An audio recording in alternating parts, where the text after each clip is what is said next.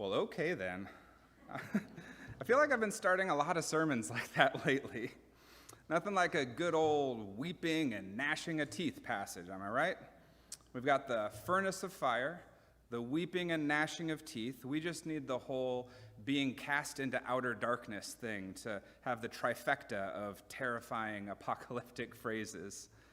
As I read this passage, I was struck by something that I found to be odd about it. In both the reading for today, as well as the reading from last Sunday, Jesus uses a parable, which is just a fancy word for a metaphor or a story. He uses a parable to try and explain the kingdom of heaven. Now, that's not the odd thing. He did that all the time. What's odd is that in both stories, the disciples ask Jesus to explain the parable to him, and he actually does. Usually, we're just left scratching our heads, wondering how in the heck the kingdom of heaven can be like a dang mustard seed. But here, Jesus spells it all out for us. He breaks it down and explains exactly what he means. And you would think that that would make my job as the preacher a lot easier. But to be honest, kind of takes some of the fun out of it. I mean, there's usually that satisfaction that comes from the process of investigation and interpretation. And this is kind of like when you would be doing your homework and you'd flip to the back of the book to see what answers were listed there already. I will say this, though, not to disagree with Jesus, if I'm even allowed to do that, but part of what the beauty of his parables is that they are open to interpretation. And they have multiple different meanings depending on how you approach the story, which character or characters you identify with. I mean, just last week, Jesus' parable was all about how we are the soil. So what if we carried that interpretation over and applied it to this reading? What if instead of sweating in our pews about whether we're the wheat that is destined for the granary or the weeds destined for that fiery furnace, what if instead we thought of ourselves as the field? Now that would mean that we would have both wheat and weeds within ourselves, which, when you think about it, really makes a lot of sense. I mean, who hasn't felt like that? Felt like despite our best efforts to cultivate this flourishing harvest within ourselves, we still had some pesky weeds that just popped up seemingly out of nowhere. I'm going to carry that line of thought forward in this month's newsletter article, but today I wanted to dig a bit deeper, no pun intended, into what this parable means when we view it from the perspective of the workers in the field. They see the weeds out there in the field, and their first instinct is to go and deal with them. Well, actually, no. The first thing that they do is ask the farmer, "What the heck, dude? We thought you planted good seeds in this field. Where'd all these weeds come from?" Their second thought is to go out and do some weeding, to which Jesus, aka the farmer, responds, "Whoa, slow your roll," or whatever the first century equivalent of that phrase is. It's so easy for us to want to be like the workers, eager and willing to go out into the world and pluck that evil, pluck those weeds right out of the ground. So why then does Jesus, or the farmer, slow us down, make us pump the brakes with those words of caution? Well, I think that there's a few different reasons, and chief among them being the fact that we aren't always the best at telling the difference between wheat and weeds. I was reminded of that recently on a trip that Alyssa and I took to Florida for her brother's wedding. The wedding was absolutely amazing and such a wonderful celebration of both Chris and Carly and their love for each other. We started the trip in the Coconut Grove neighborhood of Miami, and then Alyssa and I drove down to Key West, just the two of us for a few nights. And before we went, I'll admit that I had a certain picture in my head, an understanding of what Florida was going to be like, what it was all about, based on the culture and the politics over the last few years, and all of that informed what I expected to see and experience while we were there. To put it bluntly, I expected to encounter a whole lot of weeds and not a lot of wheat. but man, was I wrong. I saw more pride flags there than I see here in San Diego, excluding last weekend's Pride Parade, of course. Key West was full of LGBTQ affirming and welcoming establishments. The church that was right next to our hotel in Miami had banners that read, "Love thy neighbor," and under it in parentheses it said, "No exceptions." The coffee shop that was just around the corner had pride flags on display, stuck into the cups that they had on the counter so you could see the difference between a small, medium, and a large, and the manager just beamed when I said, "I love your flags."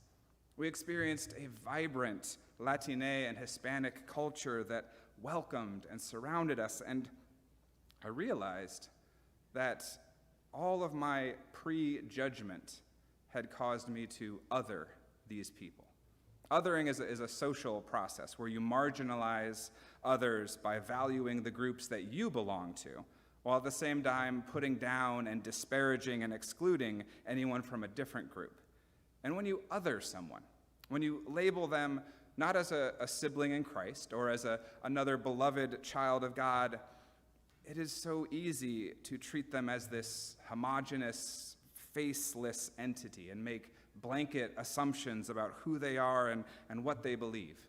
And sure, there absolutely are people in Florida that live up to the reputation that the state has in the eyes of the rest of the country. It wouldn't have that reputation if there wasn't, but in my assuming that everyone would be like that, I did what usually happens when you assume. I made I'm not sure I want to say it from the pulpit, so I'll just say I made a Mary's Ride to Bethlehem out of myself. Feel free to use that if you want. Sneak it into everyday conversation. Man, what a Mary's Ride to Bethlehem that guy is. No, but in all seriousness, I assumed from afar that I knew which people were wheat and which people were weeds, when in reality, I had absolutely no idea what I was talking about. Far too often, we make the mistake of judging from a distance, when if we just took a little bit of time to get to know someone, they might end up surprising us. Now, this passage takes on more depth and nuance when we stop thinking about the wheat and the weeds as individual people and start thinking about them more in terms of things that we might experience throughout our lifetimes. The good things, the bad things, the blessings and the woes. And whenever I think about labeling life experiences as either good or bad, I'm reminded of an old Chinese proverb that some of you might be familiar with. There once was a farmer who had worked his land for many years. One day his horse ran away.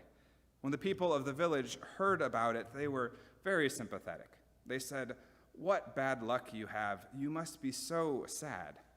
To which the farmer replied, "We'll see." The next morning, the horse returned, bringing with it 2 other wild horses.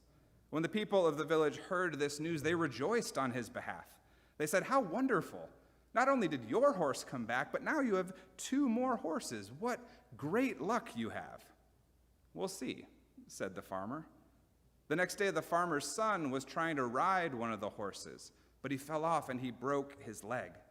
The people of the village again came, offering their sympathy for his misfortune. They said to the farmer, "Now your son cannot help you with the farming. What terrible luck you have." "We'll see," said the farmer. The following week, some military officials came to the village to conscript any and all young men that they found into service in the army. Seeing that the farmer's son had a broken leg, they passed him by. The people of the village congratulated the farmer. "This is such great news," they told him. "You must be so happy." The farmer smiled to himself and once again said, "We'll see." It's an oldie but a goodie that reminds us that things aren't always quite as simple as they might seem. They aren't as cut and dry. Sometimes something that seems amazing might end up being a burden. And something that we are so disappointed about might lead to something that ends up being more wonderful than we ever could have imagined. Now, that's what happened with me when I was interviewing with churches after graduating from seminary. I was getting so discouraged at my lack of options and the fact that The options that I did have didn't want me. But in all of that waiting and all of those rejections are what led me here to Bethlehem, a community and a call so incredible that I couldn't have dreamed up anything better. Sometimes what we think are weeds actually turn out to be wheat. And of course, the opposite is true as well. And then you have to take into account the fact that we aren't just helpless bystanders in all of this. Life doesn't just happen to us. We also have agency. We have power. We have a part to play in all of this as well. We can't always choose what happens to us, but we can choose how we respond to it. We have the ability to find meaning and purpose, to find good in the midst of whatever we might experience in life, and we have a God who does the same. We have a God who is able to take something as brutal and evil and horrific as the crucifixion of Jesus, God's only Son being nailed to a cross and put to death, to take that moment and use it, transform it, redeem it, turn it into a vehicle for salvation and love and grace to be made manifest, to be made known in the world. We have a God who transforms the sorrow and the pain of the cross into the resurrection joy of the empty tomb.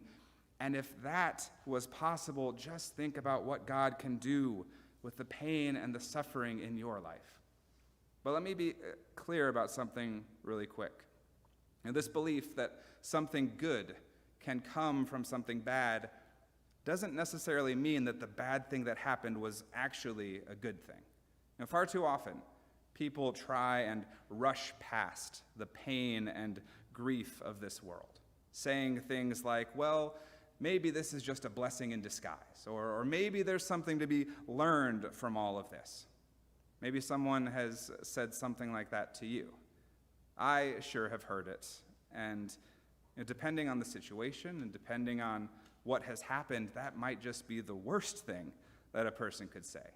That doesn't help create meaning or find the good. That simply hurts a person who's already hurting.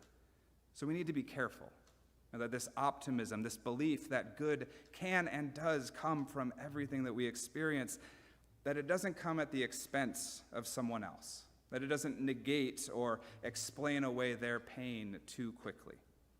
The final thing that I'll say about why we can't just head out into the fields and pluck those pesky weeds circles back to something that the farmer told the field hands. He says that the process of gathering the weeds would result in uprooting the wheat, that their roots had become so entangled that you could not remove one without also removing the other. And if that doesn't just describe life so well, life is full of ups and downs, triumphs and defeats, blessings and woes. And I know that personally, I have learned and grown from both the amazing things that have happened in my life and also from the awful things that have happened. I wouldn't be the person that I am today without all of it, the good, the bad, the ugly. And if someone were to offer to walk through the field of my life and pluck out all of the weeds, leaving behind only the good wheat, I don't know that I would accept the offer.